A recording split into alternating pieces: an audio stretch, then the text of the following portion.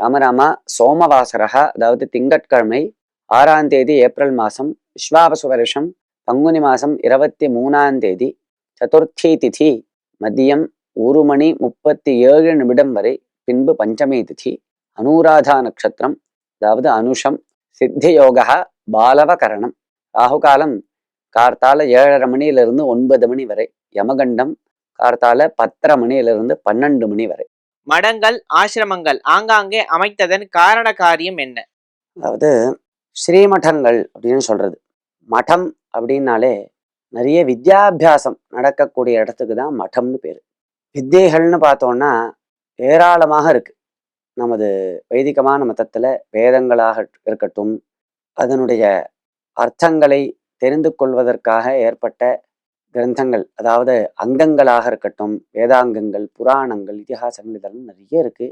இது எல்லாத்தையும் அபியாசம் செய்து கொண்டு அதை கத்துக்கிறதுக்காக இருக்கக்கூடிய இடத்துக்கு தான் மடம்னு பேரு. அதெல்லாம் சொல்லி கொடுக்கக்கூடிய இடத்துக்கு தான் மடம்னு பேரு அப்படின்னு டிக்ஷனரி சொல்லும். இதை அங்கங்க நிறைய ஏற்படுத்தி இருக்கா பெரியவாள்லாம். சங்கர பகவத் பாதால்னா நிறைய இடங்கள்ல மடங்களை ஸ்தாபனம் பண்ணியிருக்கா. இந்த மாதிரி ஒவ்வொரு ஆச்சாரியாலும் நிறைய மடங்களை ஸ்தாபனம் பண்ணியிருக்கா.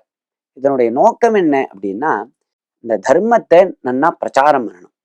யாராவது ஒருத்தருக்கு தர்மத்துல ஏதாவது ஒரு சந்தேகம் வந்தது அப்படின்னா, இப்ப எப்படி நம்மளுக்கு ஒரு சந்தேகம் வந்ததுன்னா கூகுள்ல டைப் பண்ணி உடனே அந்த சந்தேகத்தை கிளியர் பண்ணிக்கிறதுக்கு முயற்சி பண்றோமோ, அந்த மாதிரி நமது ஒரு கலாச்சாரத்துல ஒரு சந்தேகம் வந்தது, ஒரு கேள்வி வருது, சடங்குகள்லையோ இல்ல சம்பிரதாயத்திலேயோ அல்லது ஒரு தத்துவத்திலேயோ பிலாசபிலேயோ கேள்வி வருது, எப்படி அதை கிளியர் பண்ணிக்கிறதுன்னா உடனே மட்டத்துக்கு போய் அங்க இருக்கக்கூடிய ஆச்சாரியாள்கிட்ட இருந்து கேட்டு தெரிஞ்சுக்கணும்.